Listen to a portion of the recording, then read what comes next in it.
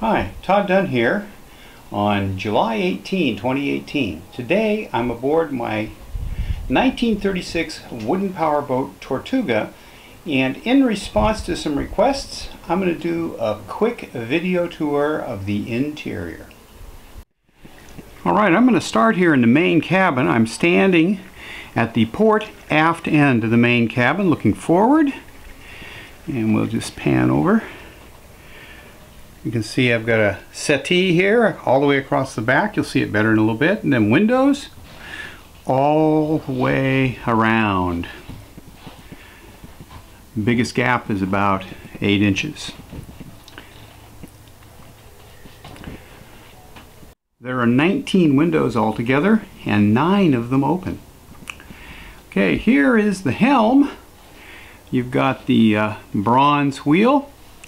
Above that, we'll walk up and take a closer look. The engine controls.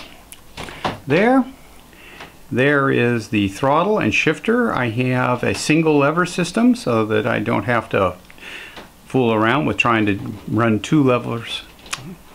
I have a single lever shifter right here, so I don't have to fool around with trying to run 2 levers simultaneously while I'm steering the boat. There's a VHF radio, and my total electronics suite up there is a depth sounder. And over here we have the electrical controls, the switch panel. Down below there is my Victron 7515 MPPT charge controller, and just to the left and below the charge controller is a circuit breaker so I can disconnect the solar panels from the system. And I have 2 50-watt monocrystalline solar panels on the cabin top wired together in series. Up here we've got the bridge deck and the companionway to go below into the lower cabin. Okay, let's take a look at the front. I'm going to stand in the companionway to go below, and you can see I've got a table there. That's a mahogany table. It folds down and locks in the down position to give you more room, and it's attached to the bulkhead with a full-length piano hinge, so it's very sturdy. Back aft there is a settee all the way across the boat with storage underneath, and the storage extends all the way to the transom, so I can get down in there quite easily. It is a little tight, but there's room for me at 6 feet and 240 pounds. So it's a nice roomy storage area. I have lots of other things in there. Underneath the settee on the starboard side, right down underneath there, is a Webasto diesel-fired forced air heater. There are ducts right over here. You can see it down there on the bulkhead, a little black duct.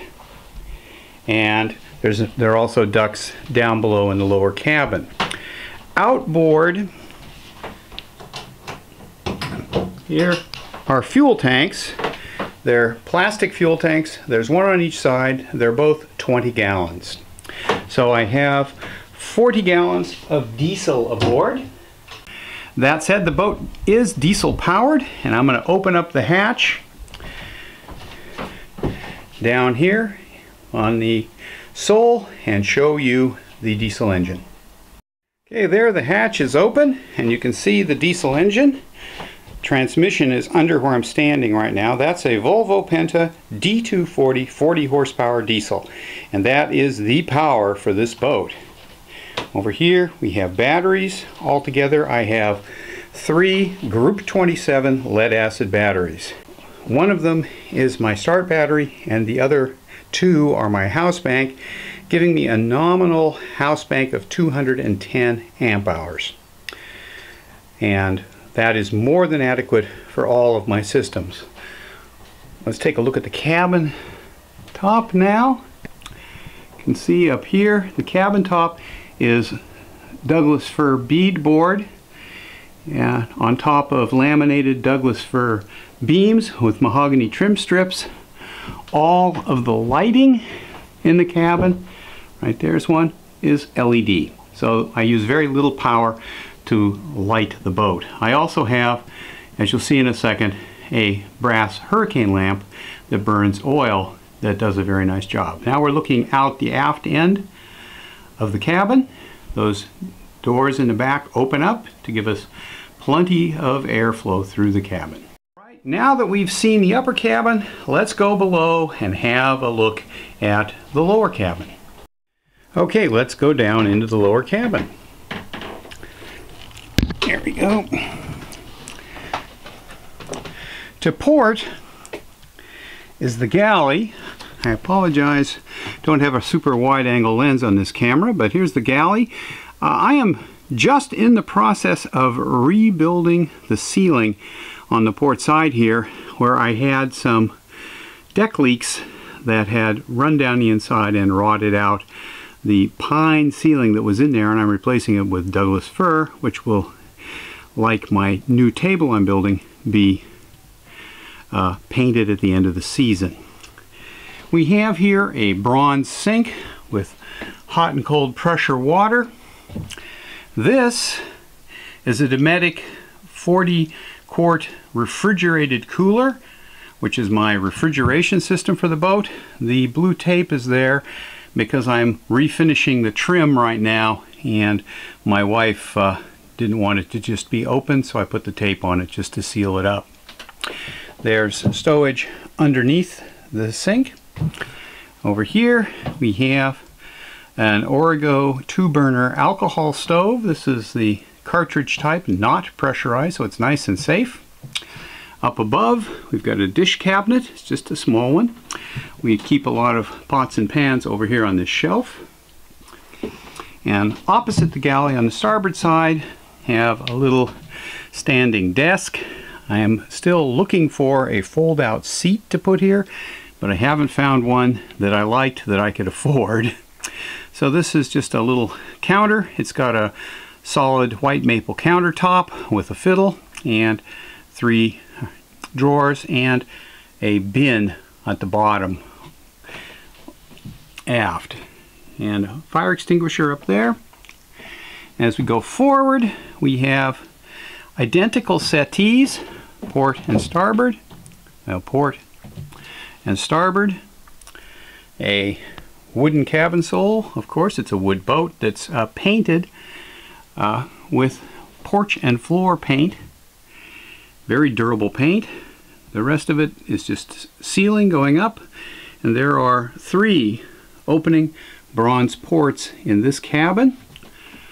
There is a small hanging locker with the door to the head. On the other side is an identical locker, except that it has shelves in it. Underneath this settee is my water tank. I've got a 25-gallon bladder tank under there, and also the water pump, where it's easy to get at if I need to work on it. And underneath this settee is just a series of storage compartments. They're completely finished, so you can put pretty much anything you want in there and there won't be any problems with it. Forward is the head. You can see where I'm working on the ceiling in there as well. And there's a Wilcox Crittenden Skipper 2 head.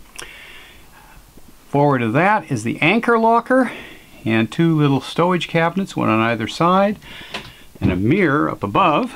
If I step into here, let's see the last bit of this. It's a pretty long run. You'd run out a lot of water before you got any hot water, so I figured that cold water would do it. So I have a single faucet and a nice little porcelain sink. And in here we have the anchor locker. See the chain there, and a holding tank. I'm a firm believer when it comes to holding tanks. All the penetrations in the tank are on top, so this has a pickup tube that goes down to the bottom of the tank, and it pumps out from the bottom of the tank through the top. So this tank cannot leak through a failed connection at the bottom of the tank.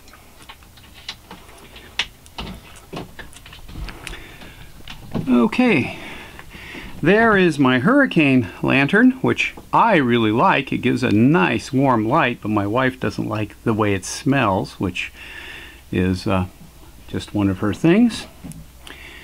And you can get a better view of the aft end of the cabin. A little tricky because of the light coming in to get a good view, but that's it. We do have a skylight up on top up here.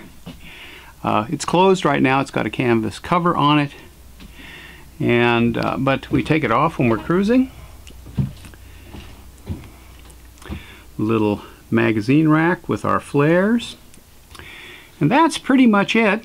This is the interior of Tortuga. I should point out that when I rebuilt the boat, because the cabin top here in the lower cabin had been plywooded and fiberglassed, it was not possible without cutting through the very nice, completely watertight cabin top to get to the frames. So I ended up gutting this cabin and ripped out all the ceilings, all the furniture, the cabin sole, the floors, etc., and reframed the boat from the inside using laminated frames. And then I built the new interior. So this is all my handiwork. So that gives you the tour of Tortuga. Hope you enjoyed it, and I hope I showed you everything you were interested in finding out about the boat. Thanks for watching. If you haven't, please subscribe and give me the old thumbs up if you liked this video. Thanks again.